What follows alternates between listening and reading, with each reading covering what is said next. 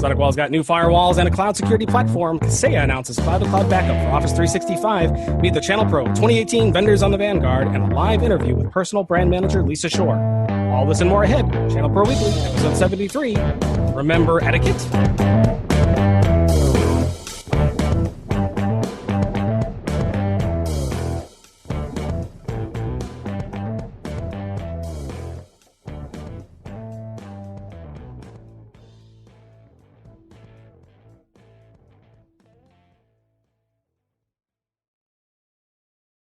Hello, everyone, and welcome to ChannelPro Weekly, episode 73. My name is Matt Whitlock, technology editor, online guy, and host of this program for you, the VARs, the integrators, the network analysts, the resellers, the MSPs.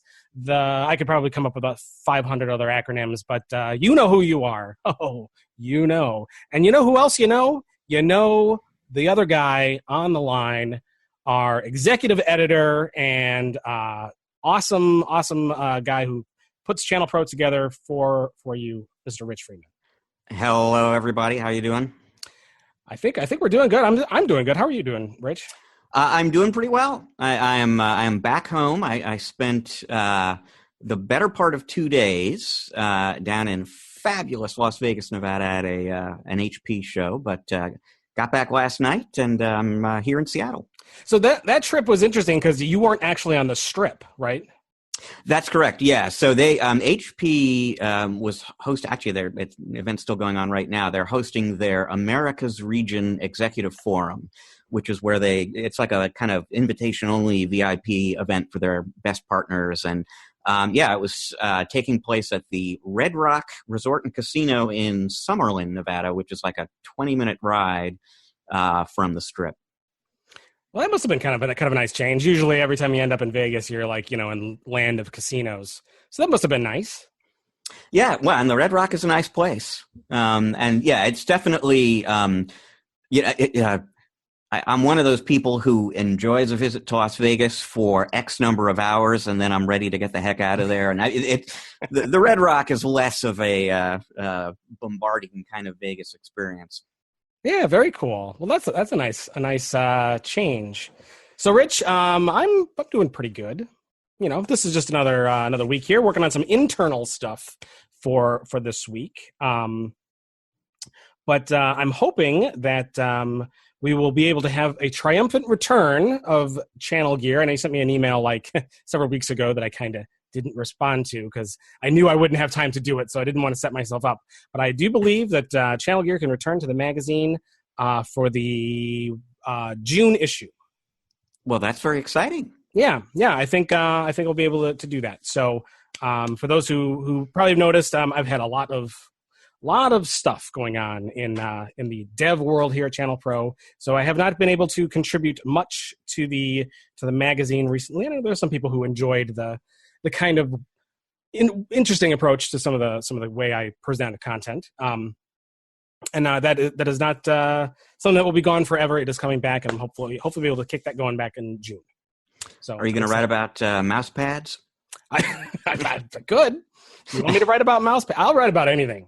I can make it all interesting. But yeah, I know you're talking about that one giant mouse pad that you sent me a picture of.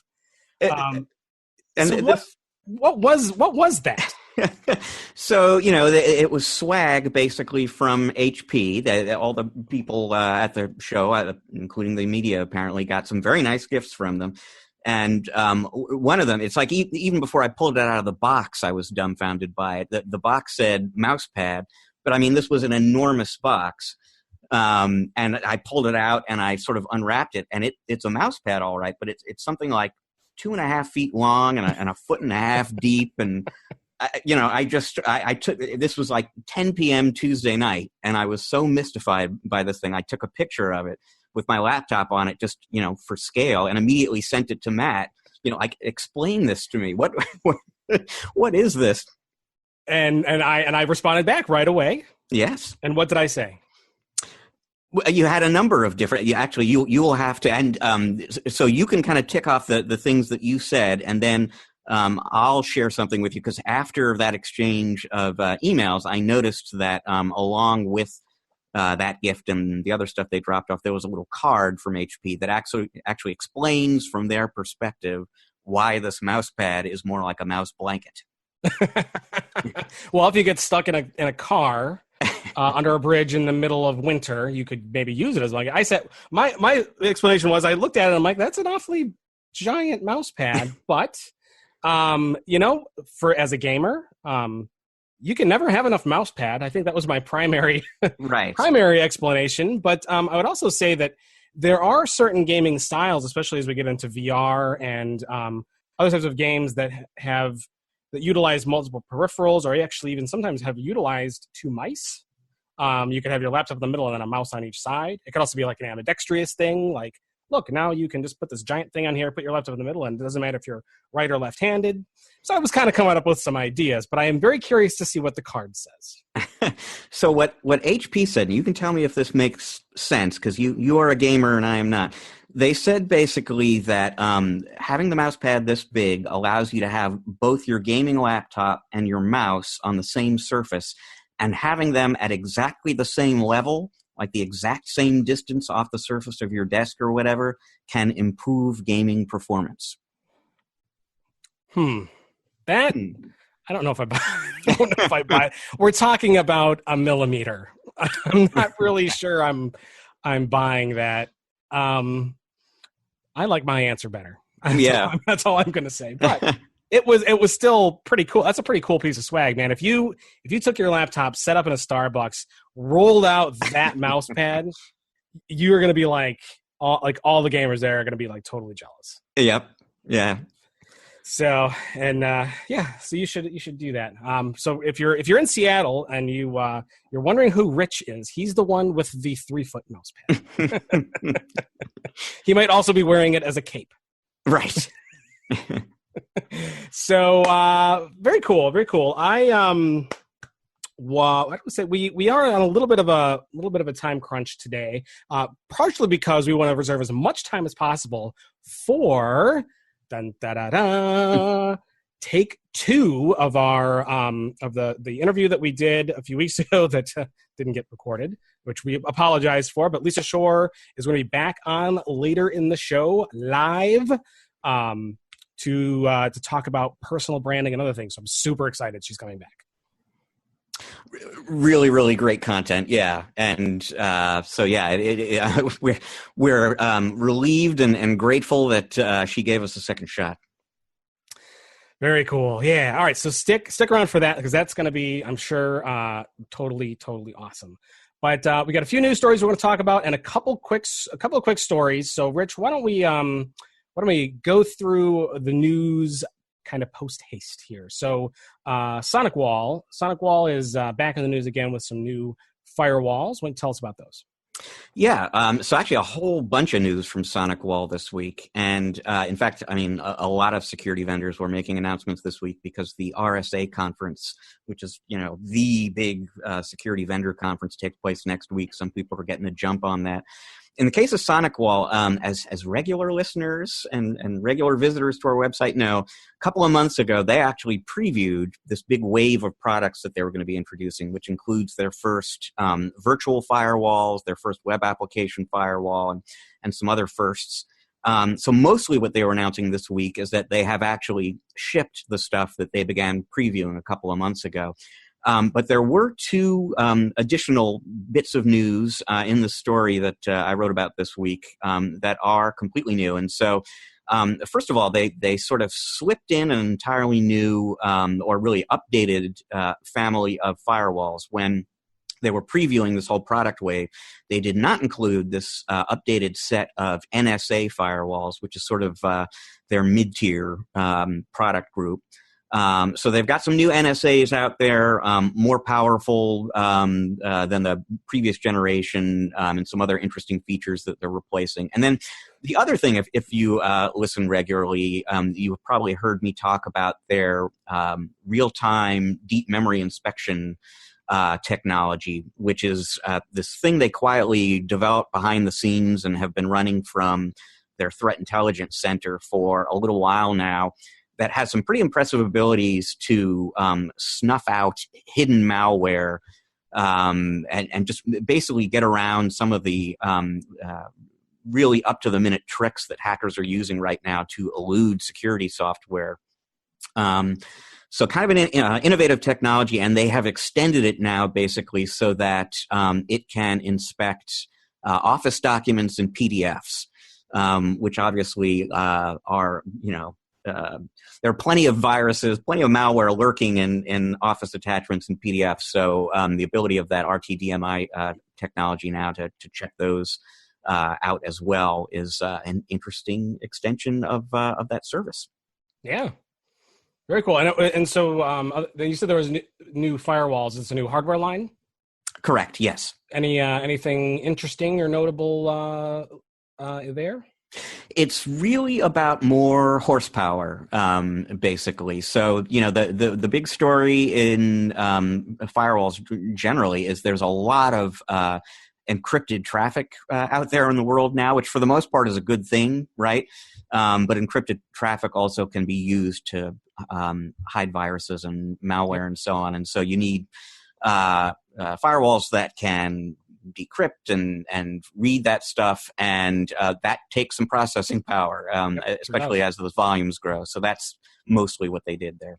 Yeah, they got a picture up of some of the new ones. They look pretty nice. I always like to look at rectangular black boxes with lots of Ethernet ports and other types of ports to plug stuff in. This is like always exhilarating for me. I don't get out much, Rich. And when you do, you're just window shopping for devices with lots of ports. Yeah, I love it. I love it. I'm a big sucker for anything with a screen. I can only tell you if it's got a touch screen on it, I want it. And this has been true of like forever. I was probably one of the first people to have a touch screen microwave. And it was way back in the day. There was a GE model that was like way out there, had a touchscreen LCD on it, and I was like, I so have to have that. And I did. And I want one of those touchscreen refrigerators, but man, they're pricey. Yeah. But for everything else, if it's got a screen, it's for me. All right. Kaseya. Okay, now this is a story about a backup solution for Office 365, which is cloud to cloud. So not only are we in the cloud, we're backing to the cloud, and the backups of the cloud are to the cloud. Now, is this actually something big, or is this just their way of using the word cloud a bunch of times because cloud is a big word? Well, for backing up Office 365 data, I think the cloud-to-cloud model is the sort of the favored approach.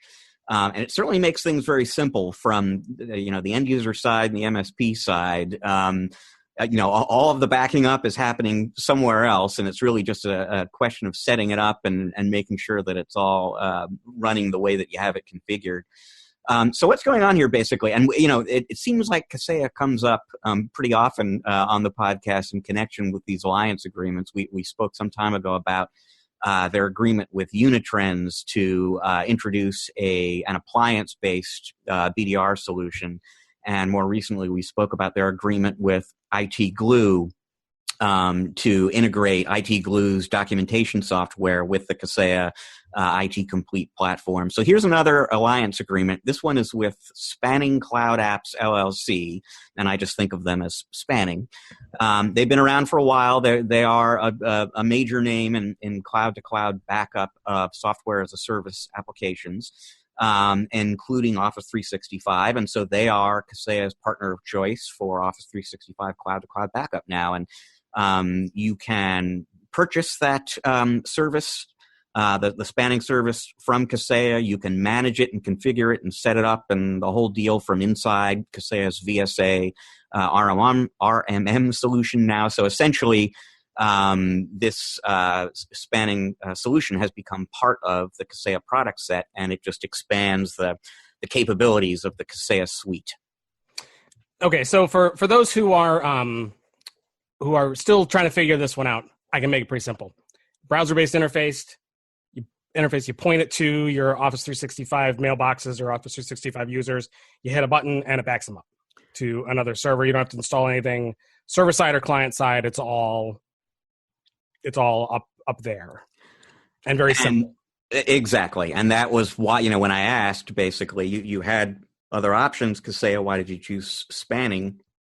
They said a couple of things, one of which was kind of interesting, but the main thing was just the simplicity of the solution. And they say, at least, I haven't tested this, that it is literally a one-click setup. You press a button and you're kind of off and running. It's going to take care of the email and the calendar and contacts and OneDrive and SharePoint right now. And they'll see down the road if it takes care of stuff like Microsoft Teams and Flow as well.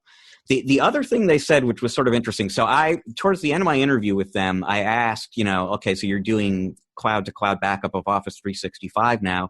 Any plans to move into other software as a service applications? And there was this long pause, and Frank Tisolano, their vice president for product management, sort of coyly said, maybe.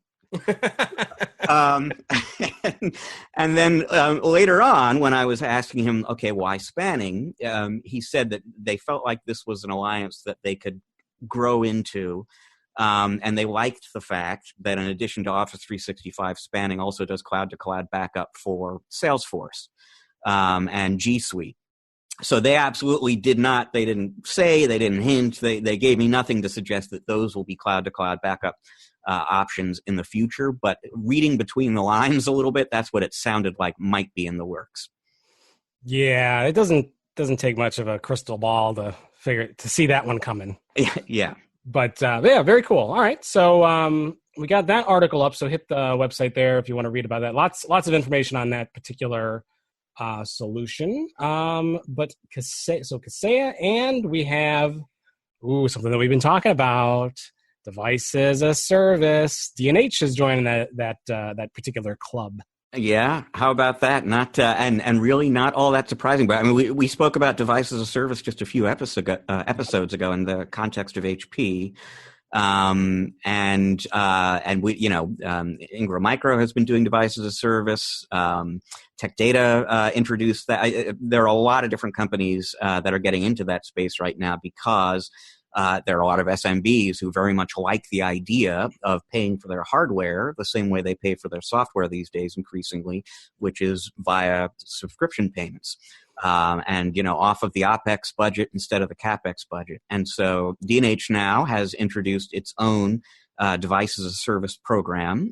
They are calling it their Easy DASIT, DAAS, device as a service, Easy DASIT IT program.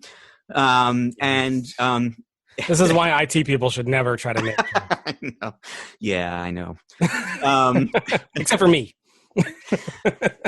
It applies to notebooks and workstations and desktops and thin clients and tablets, a whole bunch of different form factors from a lot of different vendors that they support. They're offering 24 and 36 month terms. They are offering what they feel at least is a somewhat differentiating option to either scale up or scale down the contract 12 months into it. So if you over-provisioned or under-provisioned on a particular client account, you can make that adjustment after the first year of the contract. It's a complete sort of cradle-to-grave life cycle offering in addition just to the subscription. And D&H basically is going to be taking care of a lot of that. So it's really just incremental revenue source for their partners and a very easy way for them to satisfy something that their SMB customers are looking for in bigger and bigger numbers.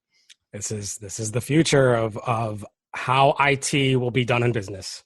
I've been saying it for how long, Rich? 3 years. Yep. Yeah. That's right. And it was going to come to this point because it makes sense. Businesses don't want to own computers.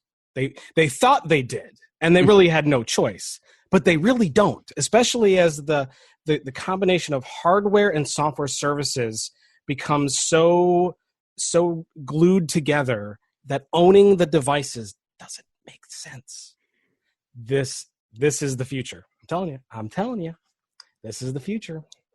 And we need to find some more guests to come on and also say this is the future. Just because I like to be right, Rich. Maybe to stoke my ego. I'll see if I can pull out. So at this HP show that I just got, I was just at yesterday, I spoke with the head of their personal systems business in the Americas region.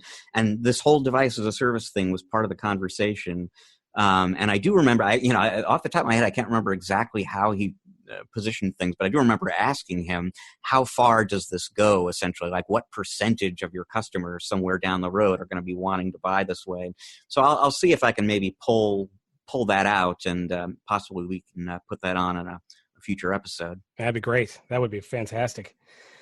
All right. Well, that's pretty much what we have for news. We're going to take a break, and we come back. We've got a couple things that we're going to talk about, a couple bigger stories. So, it's including when to fire someone, but it's not an employee. It's when you are supposed to look in the mirror and say, you're fired. Stick around. We'll be right back.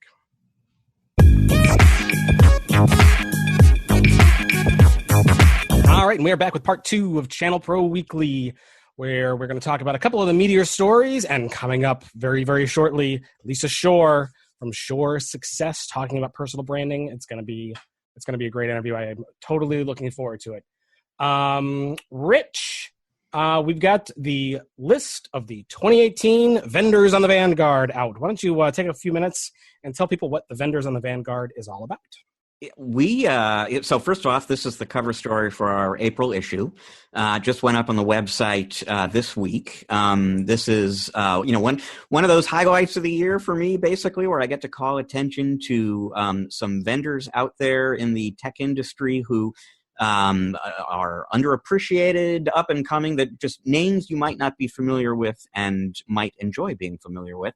I think we've got about a dozen of them of this year, and they're all in our print magazine and up on our website now.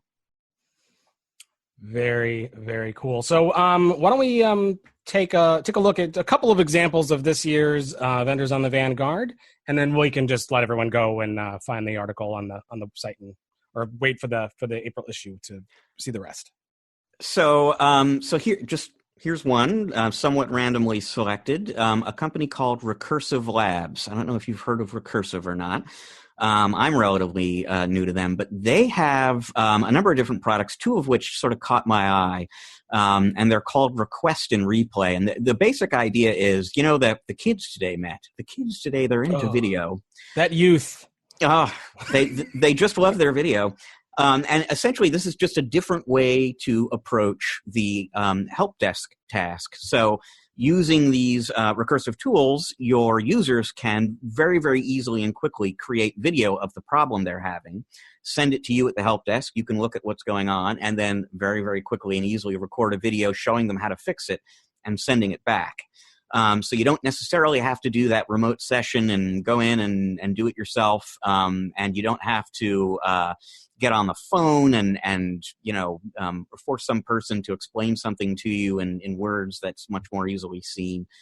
Just sort of an alternative way to approach an issue that MSPs are running into every day. That's cool. Now, I'm going to say this, though. There's going to be those out there who be like, well, that doesn't always make sense. And you're right. It doesn't always make sense to do it that way. But I can think of many support type cases where that would be a really cool way and really ideal way to respond. Not for everything. That's not the hammer for every service call, but that is a really cool tool to have in your arsenal. And, ConnectWise came out with a tool last year, basically, that, it's not exactly the same, but it's similar in the sense that it allows somebody at a remote site to send video of, what they're looking at and talking to you about if they're on the phone with the help desk. Because there are situations where you can't remote in, basically. And it's like, the blue cable isn't plugged in. What do I do about the blue cable? Well, what the heck is the blue cable? And, so they created something that allows you to see that live. These recursive tools allow somebody to record that and send it to you. And it's the same basic idea. So here's another one, and I will call out for credit on this one.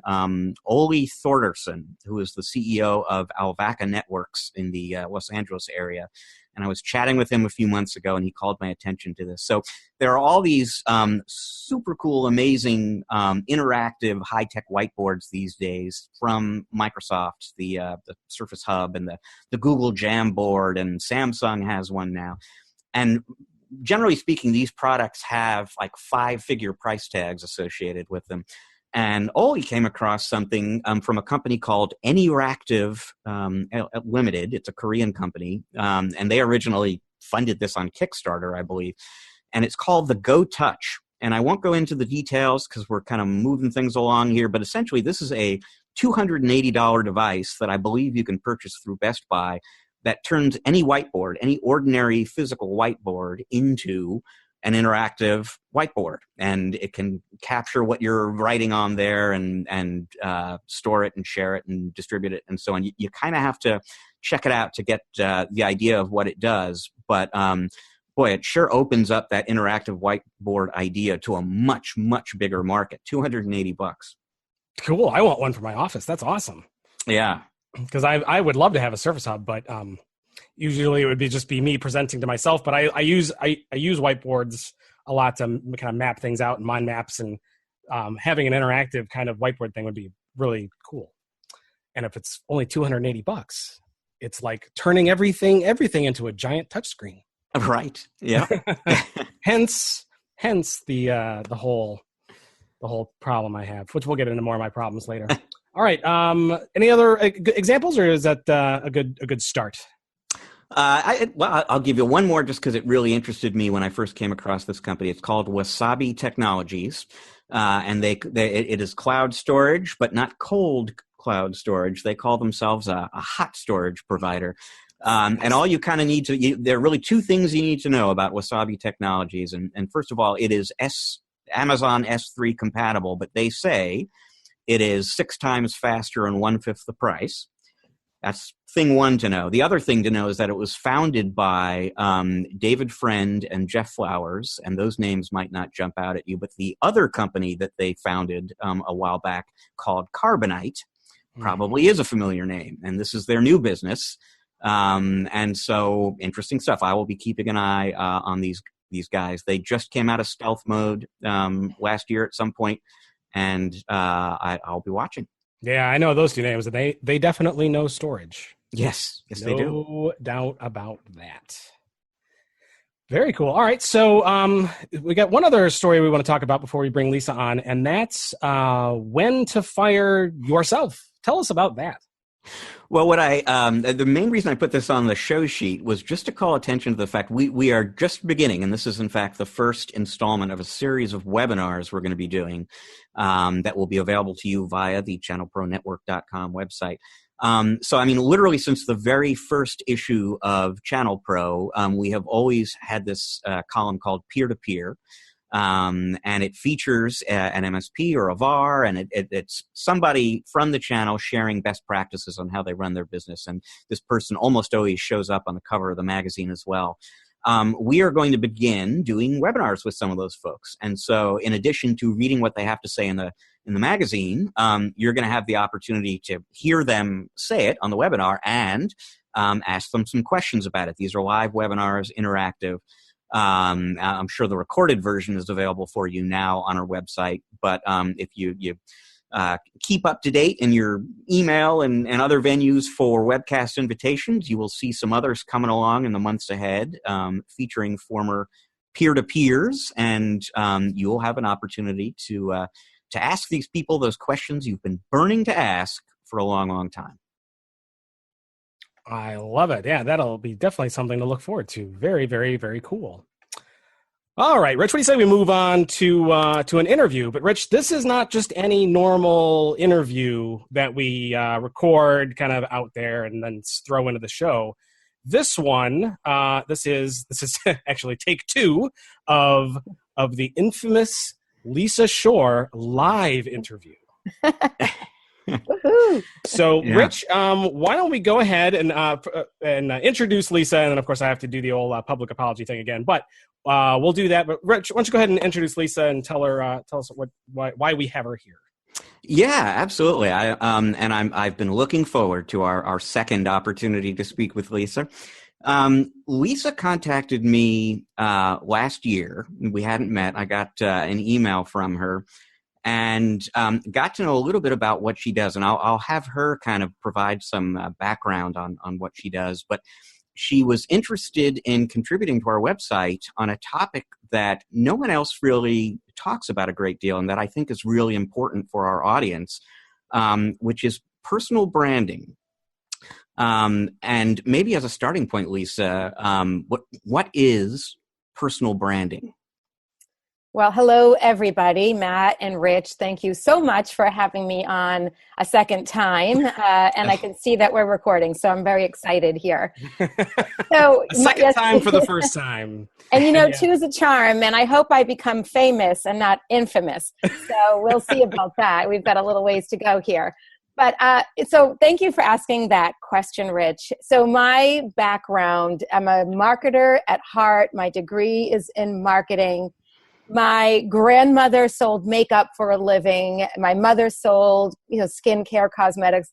So the idea of how we present ourselves and branding has always been in my blood. So you asked what personal branding was.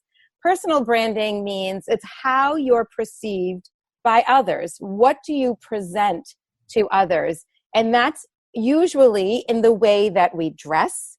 It's in the way that our posture, our nonverbal behavior, it's in what we say, and not just what we say, but how we say it. It's how we present ourselves online, which had better match your in-person. So it's the whole package of how we present ourselves, which ultimately creates the perception of others. So, and it's creating that first impression and those lasting bonding relationships based on all of those factors, how you present yourself to others. And that's... And I think, by and large, channel pros tend to think that, first and foremost, it's technical skill that matters and that's going to make you successful in business. Next to that, it's, maybe good business practices in terms of being responsive and straightforward with your customers and so on.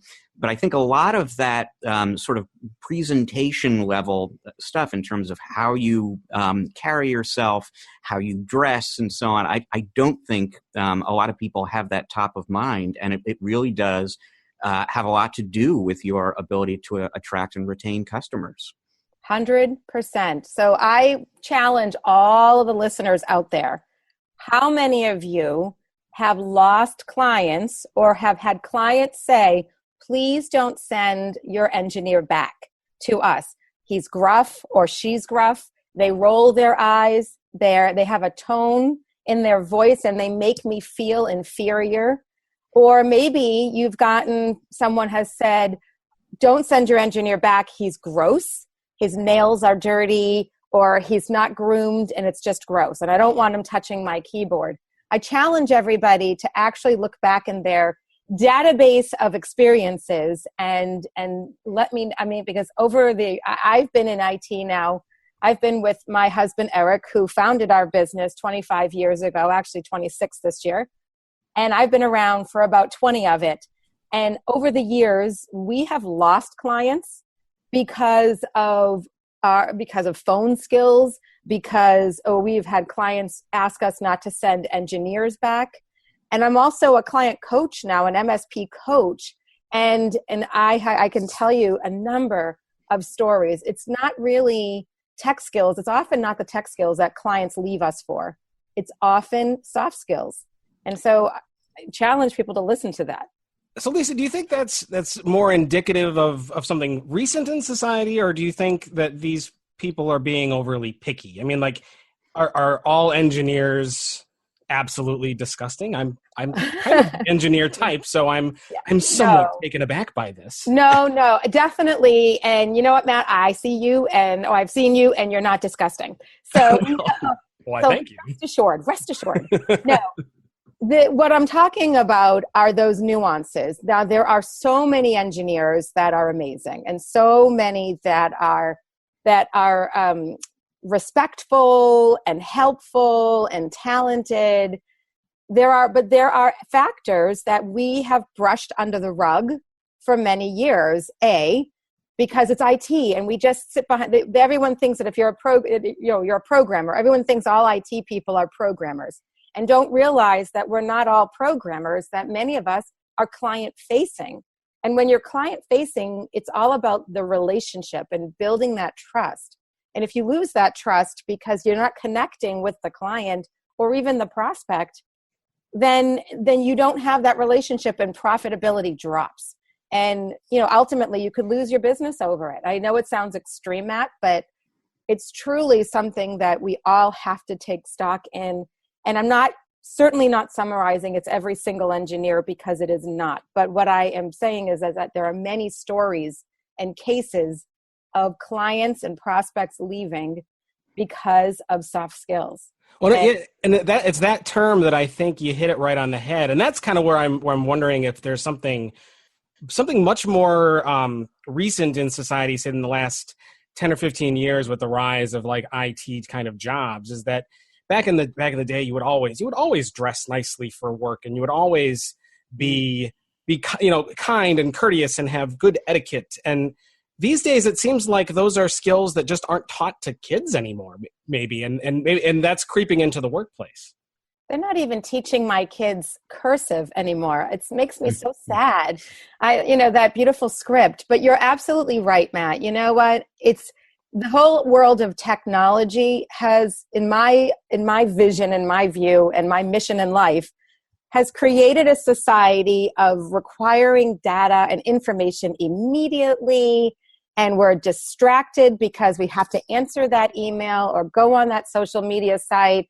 And it creates, and then people are so distracted that they're not really paying attention to themselves and how they're being perceived by others and the annoyances that are actually coming about.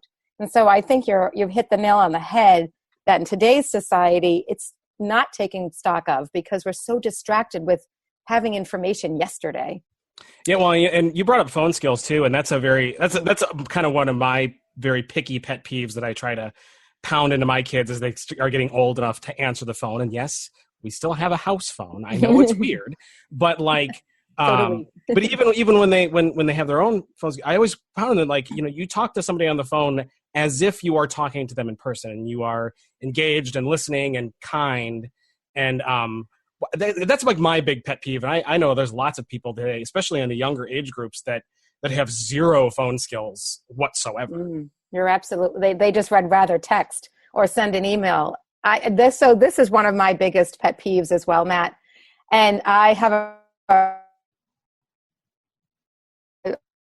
create phone skills workshop that includes, so now my company is is not innocent in any of this. A lot of this comes about because I use my company as a case study, and we lost a client of 10 years because the icing on the cake was our phone skills.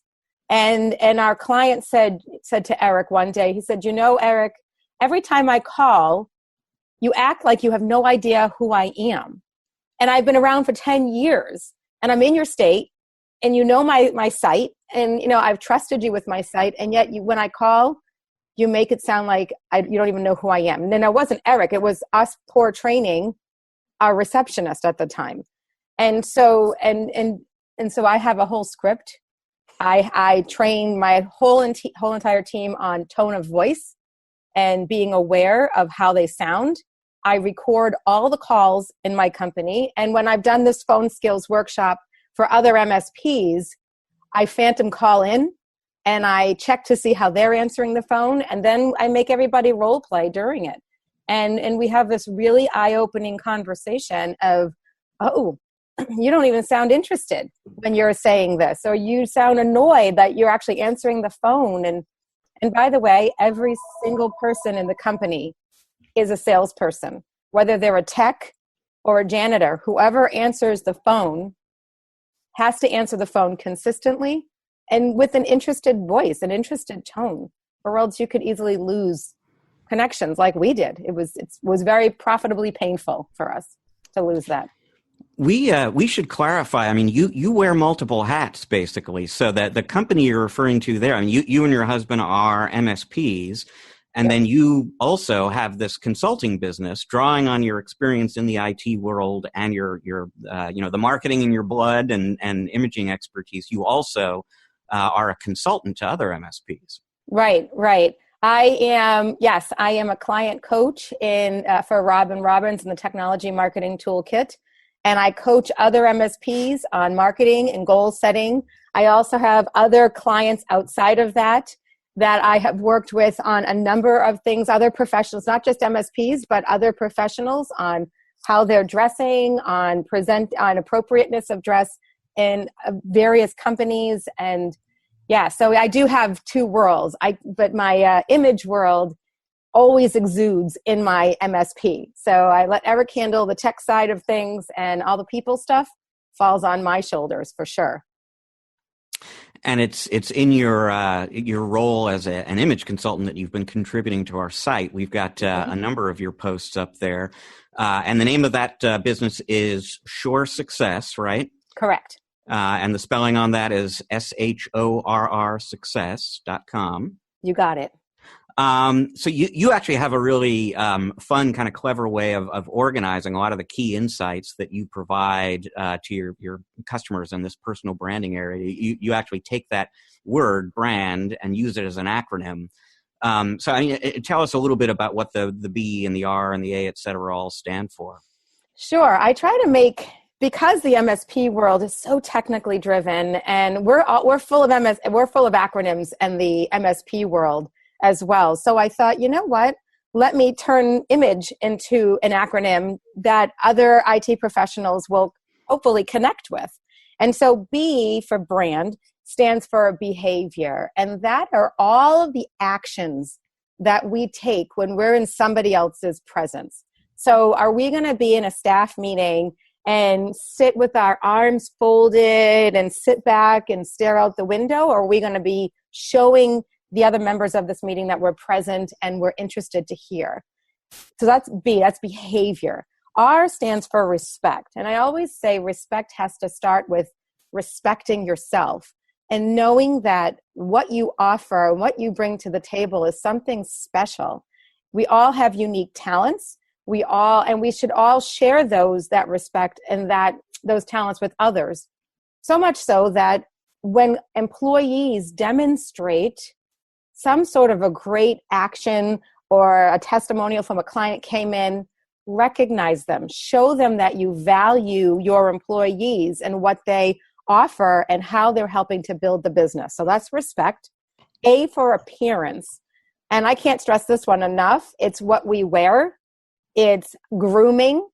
It's, all posture. It's how we stand. It's, how we present ourselves. And then N for networking. When you network, are you going to be a wallflower? Are you going to go right in and make connections with others? Are you going to shake hands with confidence? Are you going to go to networking events with a targeted message? And really, maybe you have some targeted people you want to meet and really make it meaningful. So that's networking, not the computer networking, but the people networking. And then I thought you were going to give all your customers IP addresses. My goodness, not me. Everything would be some sort of a dynamic IP, and I would make everyone change, and nothing static here. So no, not me. And then D stands for dynamic dialogue. And that is what we say, not just what we say, but how we say it. Slowing down our words, maybe enunciating. If you have an accent, it's important to enunciate your words slowly, but not so slow that the listener is going to get annoyed. It's pitch, it's, tone of voice, all of those things that you're going to sound interested and excited, or you're going to sound annoyed. Like, what are you calling me for? Why am I on this podcast? I don't want to be here anymore. So those that's dynamic dialogue, right? So I just got really scared all of a sudden. No. See, even voice. We do that every day. But see how easily your voice can be changed and easily misconstrued if we're not careful of how we say things and, to whom we're saying it to. That can easily be misconstrued. So I want to stress that importance. You talk about all these different areas of personal branding. It occurs to me that there is at least an opportunity for an extreme makeover kind of experience with your clients. I mean, without naming names, can you think of a customer who you really sort of groomed into a much more presentable kind of professional?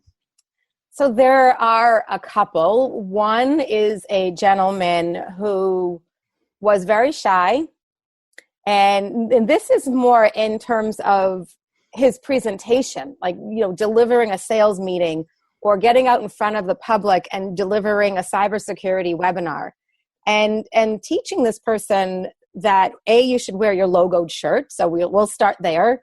And making eye contact with the audience. Many techies that I've come across have had a hard time making eye contact. They still want to gravitate to the monitor.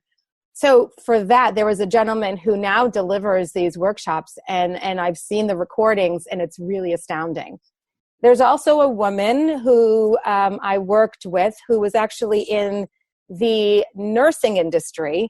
She was a manager for a visiting nurses association, and she wanted to be portrayed as a leader, as professional, and she would show up to work in mini skirts and t-shirts and just things that weren't really sending the message, I'm here and I'm a leader.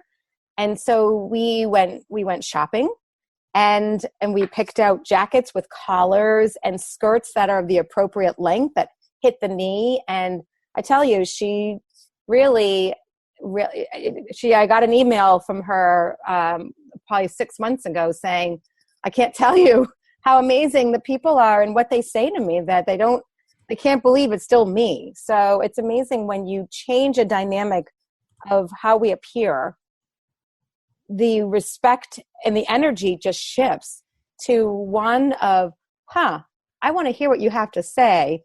Obviously you have authority in this. Let me hear more. So those are a couple of examples of people that have really been impacted. And then on my website, you'll see a whole bunch of testimonials of people who have used the word confidence and, skills and that kind of, it's all about building confidence. It's fascinating because when we kind of got started, right before we started recording, we were talking a little bit about how what you see and what you teach in appearance is playing out itself in the news right now. And when you bring it up, it was, I noticed it, but I almost like subconsciously noticed it. But for those who are following the news, Facebook is kind of in the public eye right now, and Zuckerberg was testifying in front of a congressional hearing, and he was wearing a suit, and you normally don't see him in a suit, and I noticed it. But kind of explain how what you saw there and why you found that very interesting. What it is all about. Well, so Mark Zuckerberg is infamously known for wearing a hoodie and a t-shirt and jeans. And he looks like he has a baby face. He looks young. He's built this conglomerate of a business that is internationally followed. Billions of followers. But when push came to shove and he had to show up for court and testify on behalf of his business, clearly someone informed him to ditch the hoodie and put on a suit and put on an outfit that portrayed a CEO, that portrayed a level of leadership as only he should, as a leader of that kind of an organization should. And so I was very excited to see him in a suit and presenting himself in such a professional manner, because it was crucial for him to up his game and show the courts and in Congress, that he and the Senate, that he meant business, that he respected them. He respected his organization that he built, and I'm presenting myself in that way. I find this whole the discussion of personal brand just absolutely fascinating, because it's very true that you are what you portray yourself to be. So in a sense, everybody is kind of an actor in that sense. But that is also influenced by what expected perception is of those around you, right? So when Zuckerberg puts on a suit and he's portraying what we expect a CEO or a leader to be, but how are you able to follow the trends of what the expectations are for those who are trying to build a personal brand? That's to take it even a little bit more granular. So you can look online, you can look and see what you can even just start Googling, trends for 2018 by industry. You can say, what's appropriate. You can just Google appropriateness of dress, financial industry, appropriateness of dress, technology industry. But what I always encourage people to do, even on a granular level, Matt, is call the HR department and ask them, before you go in to make a presentation or a sales pitch, ask them, what is your dress code for your company?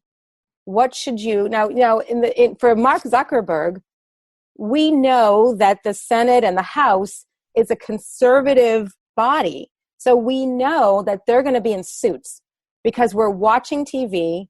We're seeing everyone in suits of some sort. Everyone's got a tie. And it pretty much takes the leadership. It starts with the president wearing a suit and tie everywhere he goes, pretty much. And then that's the expectation working down the ranks. And that's important to see that. But if it's an MSP and you're looking to go do a sales pitch or, present to a new company and you're not sure, you don't want to be overdressed, but you certainly don't want to be underdressed, it's certainly fine to ask, call the office or talk to HR. What's the dress code there? I just want to make sure I'm appropriate for your company.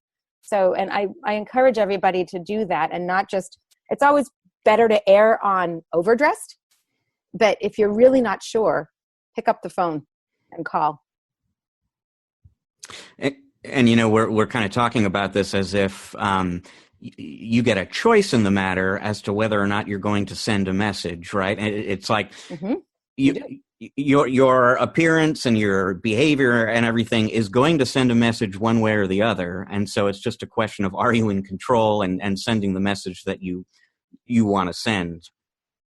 Thank you for saying that. That's the best thing you could have said. Yes, that's exactly right. We all have a choice. Not all of us have education on how to dress appropriately. And that's what people like me are for.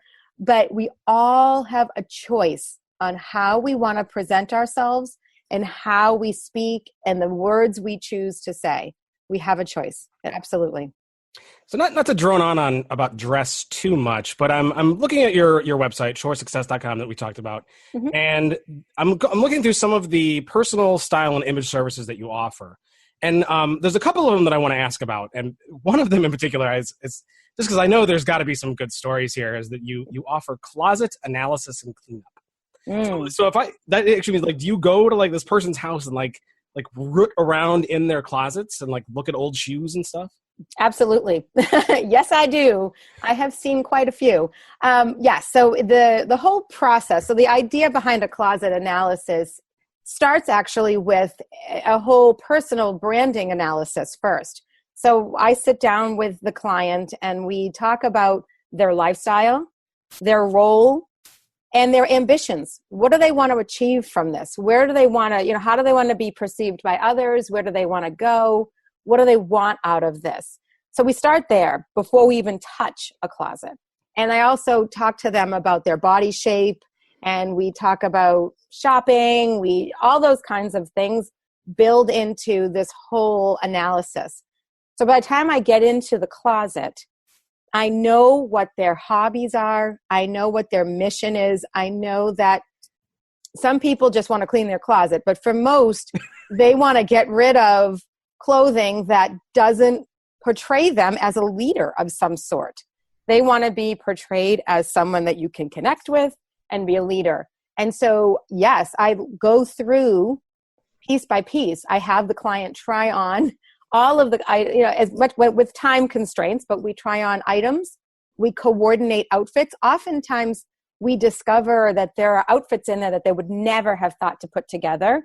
We take photographs and we end with this active wardrobe that the person can now go to the work knowing that what they're wearing fits their body shape, makes them look great, is coordinated, and sends the message that they are here and they mean business. And that's always the ultimate goal is for our clothing, is to send the message of who we are, who our personality is, and how do I want to show up and be perceived by others. And you can also say that you help your clients come out of the closet. Yes, I do. So, okay, a little therapy there too. Yes. So tell me the craziest thing you've seen in somebody's closet. You know, I really haven't seen anything crazy other than one woman had price tags. She had purchased, I don't know, 3, 4 really nice, like Ralph Lauren suits, never worn, price tags. So I've seen that, and that always pains me because they make these huge investments. And our clothing, by the way, is not an expense. It's an investment, just like professional development is an investment. But I've also seen items in closets from like literally like the 60s and 70s that people have never gotten rid of. Well, I wore that to my prom, or I wore that to, and I just can't get rid of it. Or many people have had suits from the 80s because my clients typically, they're not all of them, but typically have been in the 40 plus range. Just seems to be the type of people that I connect with. And so, you know, I say to them, can we donate this? Well, I'm not ready yet. And I said, well, can we at least update it? Let's change those big plastic buttons, those 1980s buttons, and maybe we put some nice metal ones on. Or let's change, you know, just try to make it so it's amazing what's in people's closets, because your closet is an emotional connection to who you are. Our closets are emotional, and they represent who we are, but they also represent who we were. And so when we see that, and when someone like me goes in and tries to change or shift the energy in a closet, sometimes we have some, let's say, other discussions come up, and they're not related. You know why they don't is because I'm sure this has happened to you. Like the second you donate all your bell-bottom jeans is when bell bottoms are going to come back in style again. Right, but you know what? What's old is new again. Right? It seems. But get a new pair. Invest in new. Let go of the old energy. Bring in the new. So I have a woman who her mother passed away, and her mother ended up giving her a handful of clothing that she refused to get rid of. Now they're not in style at all. And I said, well, why don't we try to modify it and like take this jacket, for example, that had a really cool pattern on it. Let's turn it into a vest. Let's make it a little bit more modern so you're still wearing your mom, but it's not the jacket that's going to sit in your closet never worn. So I encourage change and evolution. Yeah. So we talked a lot about fashion and clothing and what you wear, and that's obviously very important. But there's other services and things that you help people with that you may not always think about, but make a huge difference. And one of those is you offer services around dining etiquette.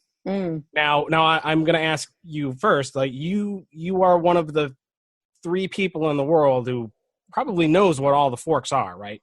I care very much. Yes, I care very much where the forks are, where my glasses are, where the glasses are, my bread plate. Yes, I care very much. The fact you know what those are is absolutely mind-boggling to me. But this is an important one, and the conversation we had last time, we talked a lot about why this is so important. So talk about the whole dining etiquette thing and what it means, especially in a business setting. So dining etiquette represents, so a ton of business deals are done over the dinner table, or, either on the golf course or at a restaurant. And showing that you have proper etiquette sends the message that you're a trustworthy. It's really interesting to see when you're at dinner with somebody and they're just grabbing across the table and they're chewing with their mouth open, or, they take the wrong piece of bread. It just gets distracting. And it just makes that person not appear.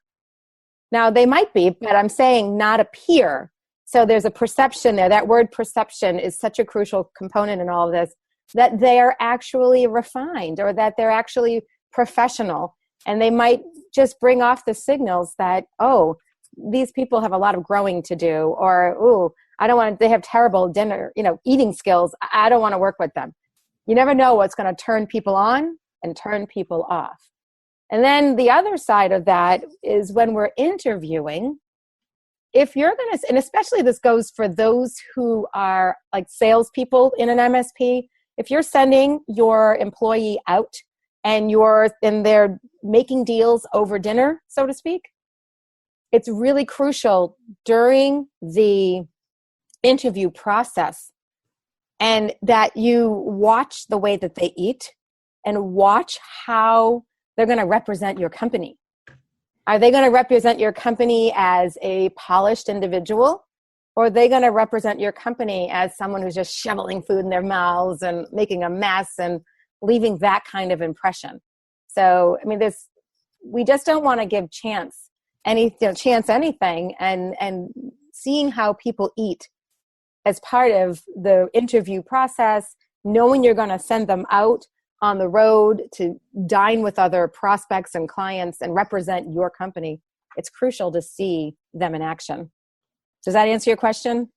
Yeah. And actually, there's a couple things that I was thinking of. One is when you get people out in like a restaurant kind of scene, it's also a little bit more than just how they eat, which, if they're a complete slob, but I don't know if it was in our last discussion or someone else who told me that you always want to take somebody out to lunch for like an interview or whatever, because not that you always want to see how they eat per se, that's a part of it, but you want to see how they treat like the waitress and other people in the environment that may not be important to them, but you still are looking for that sign of respect when they may not be thinking that they're being judged on those kinds of things. I love that you just said that. I do. I you know what? It's so important that in a company, there are always levels of people, and there's always someone that's, whether you say your company is all, one level or not, there's always dynamics in a company. And seeing the prospect or the employee in action on how they treat the wait staff, how they speak to others, is indicative of how they might treat someone in your company who could potentially be at a lower level than them, or just to be a fellow employee. If they're going to be disrespectful at a restaurant, they could easily be disrespectful within your organization. And it's so important to see that and see if you can nip that in the bud ahead of time before you start spending a ton of money investing and training this person to get them up to speed. And, that did come up the first time that we spoke. That's something that Carl Palachuk does. He's a managed services consultant and a frequent speaker at our live events. And he always, as part of the interview process, takes the candidate out to lunch. And he always does it at the end, basically, of the interview process, when they're starting to relax a little bit. They're feeling like, I've got this now. And you can really kind of get a look at who they really are, when they're not on their very, very best behavior. And that's when you're going to find out, how they eat and how they treat people. Brilliant. And you could really set people up and mess with them too. Like you could take them out to like Indian food without forks or chopsticks. How about Asian with chopsticks? And so I mean, we typically go to a local restaurant, meat and potatoes kind of place, and just see them in an environment that wouldn't be in the office. And how do they perform? Did you connect or did you not? Yeah. So, very cool. I'm looking through some of the other things that it says here that you do. And I mean, I think we could probably spend months talking to you about this whole concept that just seems to be completely ignored. And that's why I love that you're on and you're talking about it, is because everybody who owns a business or works at an executive level in a business is intimately and keenly aware of the whole concept of marketing, about designing a logo and having a mission statement. And I see that you do those kinds of services as well, which a lot of people do need help with. A lot of people know they need help with marketing. but they don't consider themselves a part of the marketing process. And when you're the front of a business, or when you're out there in front of customers, not necessarily putting together machines that are making widgets, like you're actually building relationships as part of your business. Huge. Personal marketing is something that is almost completely not talked about.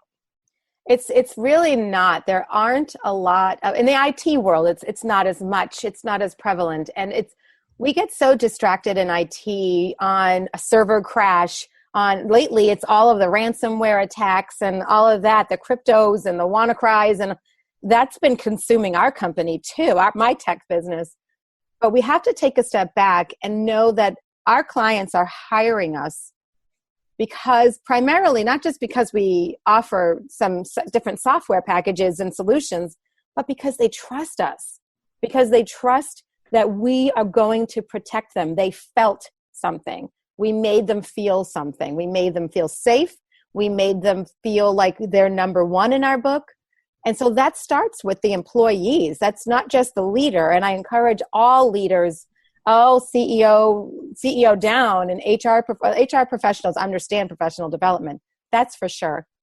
But every single person in a company, their soft skills matter. How they interact with each other within the company, because if they have poor interactions within the company, that really bodes for a low morale, which then results in poor treatment of clients. Because if you're angry, for many it's hard to mask an angry voice.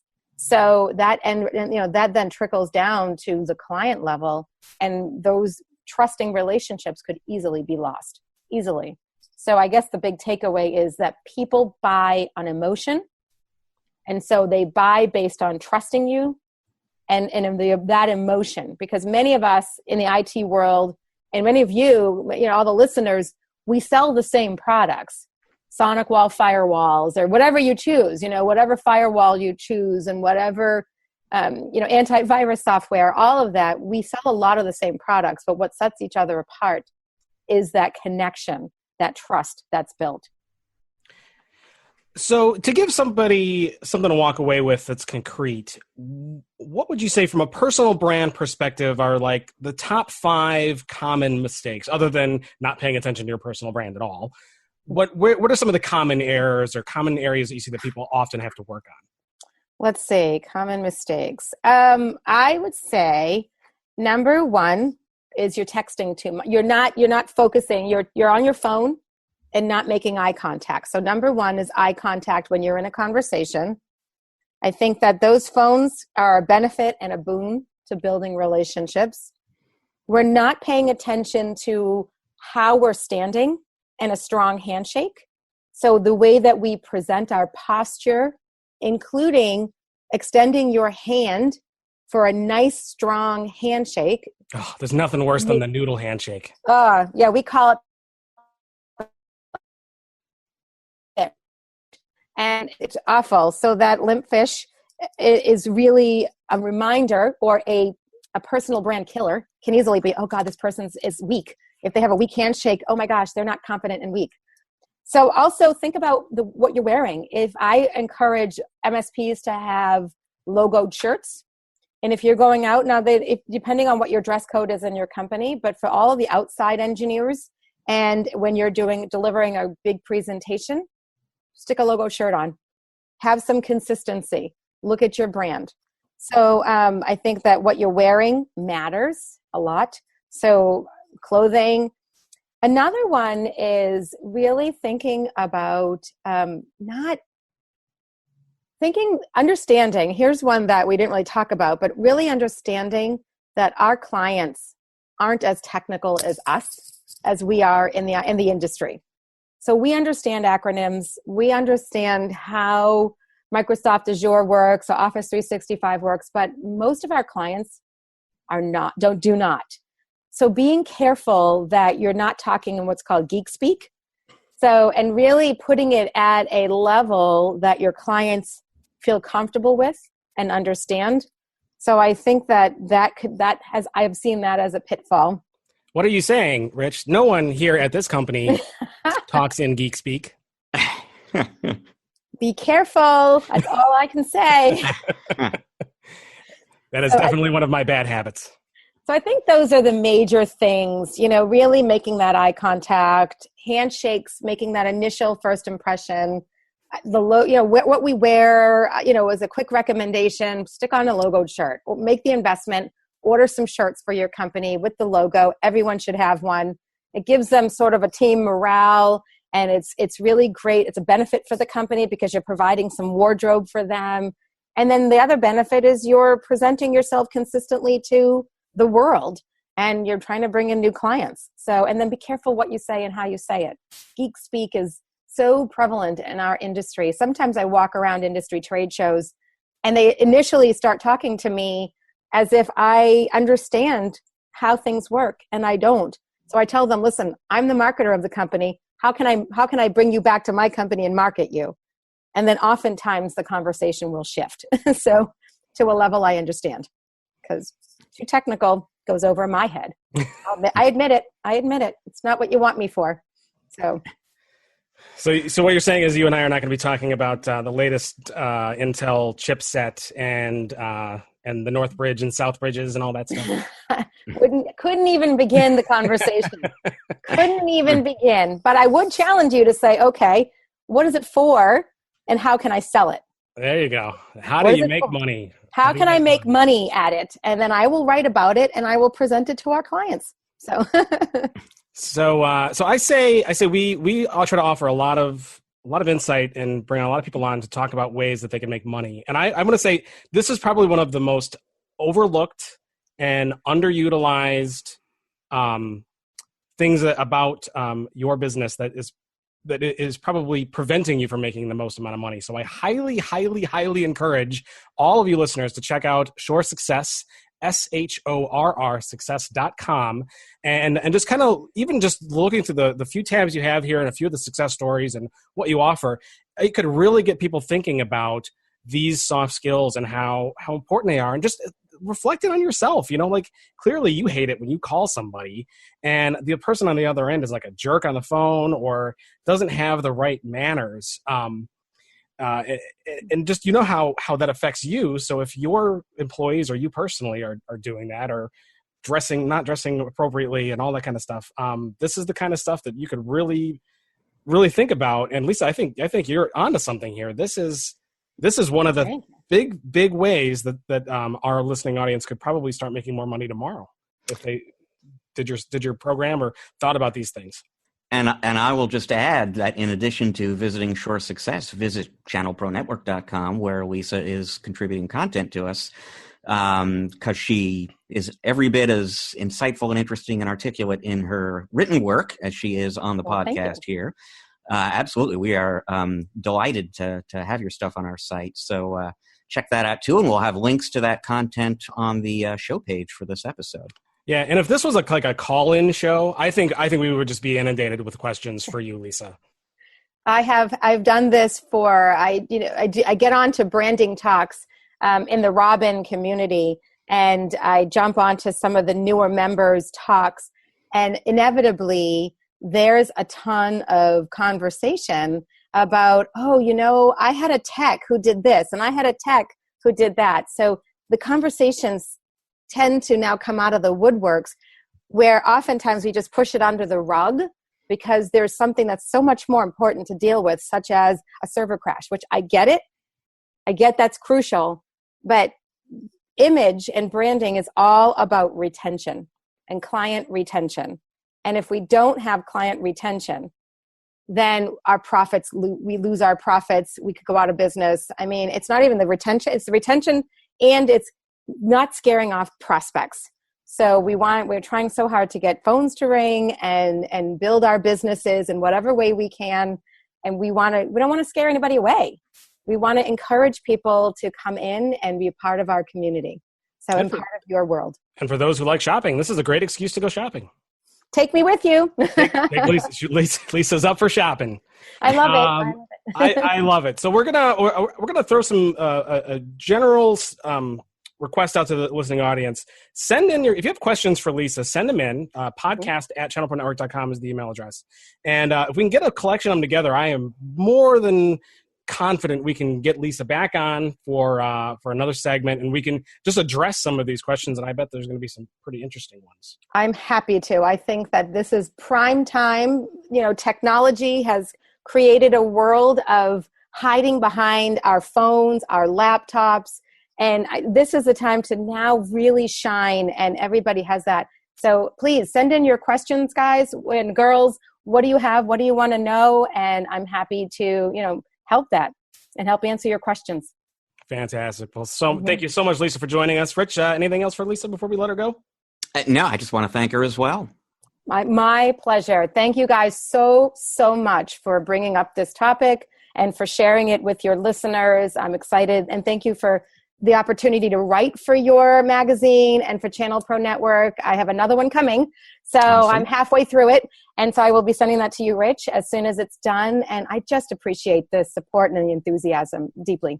That's fantastic stuff. Thank you so much, Lisa. All right, Rich, we're going to take a break. When we come back, we're going to be kind of going through our end of the show regular features. We've got a museum pick and a tech pick for you guys. And Rich will look at the week beforehand and predict what happened with 100% accuracy. It's uncanny how he does it. I don't know how he predicts the past that well. And he will also look forward and tell us what's going to happen in the future as he previews some of the stories and things happening next week. So lots more. Stick around. We'll be right back.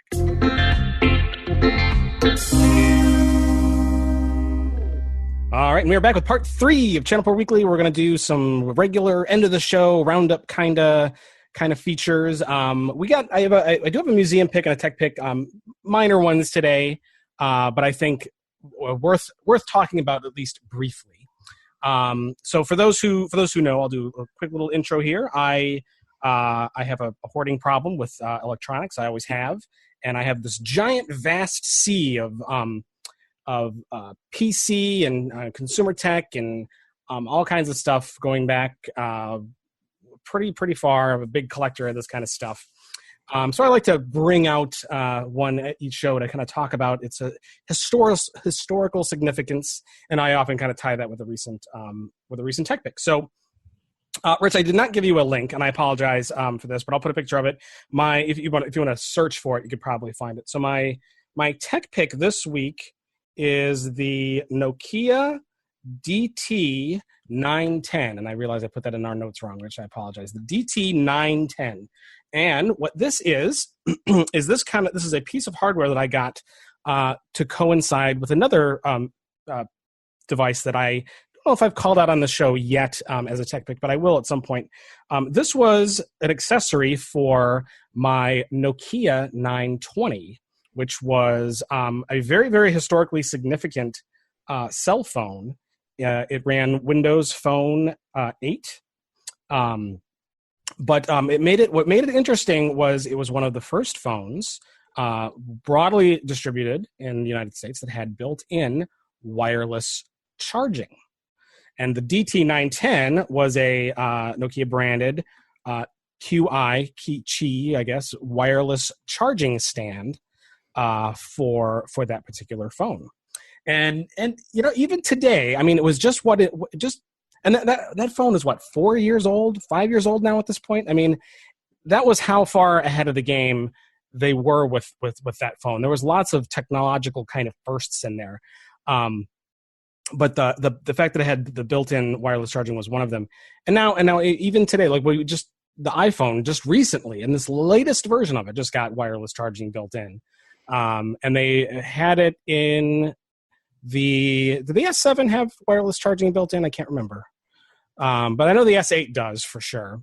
But wireless charging is certainly not going away. It's going to be part of phones and trickle down. And I believe other types of mobile devices like digital smartwatches, tablets, phones, possibly even laptops, and stuff like that someday. I think wireless charging, we want to have a wireless charging future with less cords.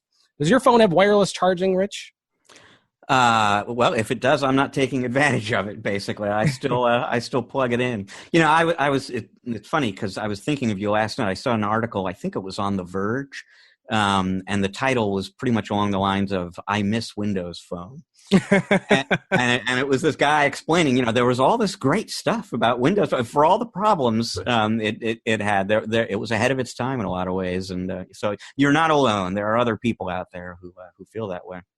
Oh man, I miss Windows Phone too. I have to tell you, I really do. I've gotten used to the whole Android thing, but I do miss it. But we can talk about Windows Phone another day, which we hopefully does come back. But the one thing that was in the 920 that I really liked was the wireless charger, and it was something that like so many phones didn't get until recently, and I've had it now since the 920 and the 1020 that I got shortly after that. I got the plate for because it wasn't built in, but it was kind of like it was built in, and then my 10, not the 10, no, was the one the 950 had wireless charging built in, and I actually used the same exact charging stand with it. This charging stand though doesn't work with my S8 very well. I think the wireless parts are in a different kind of spot. But so you have an iPhone, what, 7? Yes. Yep. No wireless charging for you. Didn't show up until the 8. It's a kind of a bummer. I got to tell you. But your next phone will probably have it, and right. It's nice. It's not like it's a huge deal to like plug in a cable, but it's nice to be able to just kind of like set it on a little stand or on a little like round plate and have it charge your phone. It's kind of nice. And yeah, I've had this issue with my iPhone recently where that little connector doesn't get seated properly. Like I've got to make sure to really kind of jam it in there just to just set it down on something and not have to worry about it. Actually would be nice. Yeah. Yep. I hear you. So it's a nice thing. We're going to see it more and more as time goes on. So I wanted to call out a few different modern day wireless chargers because like this one it just wasn't really, it doesn't work for all the newer phones because a lot of the newer phones are even bigger than the 920 was. But there's fast wireless chargers too. This one was kind of a slow one. A lot of the new ones are faster. So I couldn't exactly pick one. I think I'll say this one is my pick, Rich. I'm going to give a couple examples, and we'll give a few examples on the website. But I'll send you a link to it here, Rich. This is one that I think would be really nice in a business. Okay, so this is it's a wood wireless charger. So it's this kind of round wooden plate that's made out of walnut. And this company who has this up on Amazon, they make all different kinds of different woods and other kind of nice, elegant ones. So you can imagine, like, if you have a business with you're working with clients that are a nice doctor's office or attorneys, a bank or attorneys. This would be one of those kinds of accessories you could probably walk in and be like, we will match your wood tones and have it look marvelous and fantabulous. And, so you could make, 150% margin on this kind of stuff just because it's wood and nice looking. So there's that one. I also picked another one here. This one is a kind of an unbranded 10-watt fast wireless charger. You don't need to see a picture of it, Rich, but I'll pick out a few different, I think, neat wireless chargers that are out there. And if you have a phone with wireless charging capability, or you can always add it if you have a phone, you can usually get specialized cases, or a lot of the phones that don't have wireless charging built in, and it kind of adds wireless charging to your phone. So it puts the right stuff in there, usually plugs into the power port on the bottom, and then when you set it on the charger, boom, it just works. So maybe I'll pick out one of those two for our listeners. But this kind of stuff is there's a lot of money in accessories. I always say it, and I'll keep saying it. If you really get a good handle on how to sell this kind of stuff into businesses, you could. I mean, if you got a client and they got 700 desks or 1,000 desks, you could put one of these on every desk, and that could be a lot of money in a hurry. And it's money you're otherwise leaving on the table. That's right. That's right. You can let Amazon have the money, or you can take the money. I'm always about saying, why don't you take the money?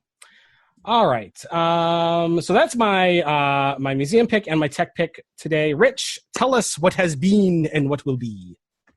Well, in terms of what has been, on Friday, you will find that out when our contributing editor, James Gaskin, posts his weekly In Case You Missed It article, which is a roundup of the news in the week that was. He's going to be looking at a bunch of security announcements. I mentioned before in the context of the SonicWall thing, there are a bunch of security vendors trying to get a march on this RSA tsunami that's coming next week. So he's going to be talking about that. There are some other interesting odds and ends out there, including a new detachable Chromebook from HP. They say it's the first of its kind. Some Internet of Things products from Qualcomm. And then we spoke a little bit about Mark Zuckerberg before. You're going to hear a few of James's thoughts about the testimony this week.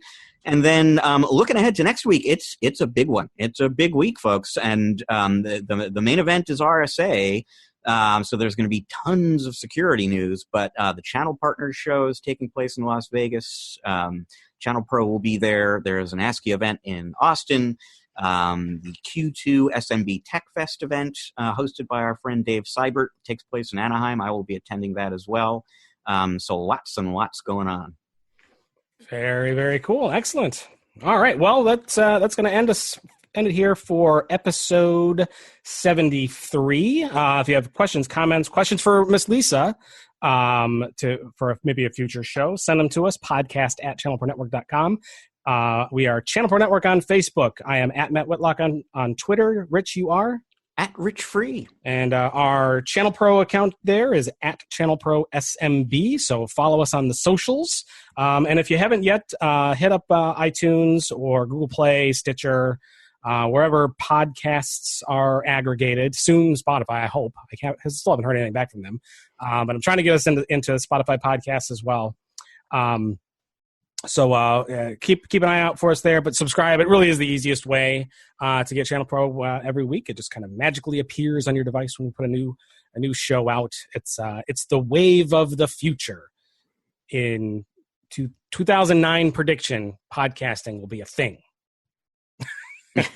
So that's my tech prediction. So do that for us, and if you go to iTunes or Google Play or one of those places, if you could leave a nice little rating or customer review, listener review, that would be very much appreciated.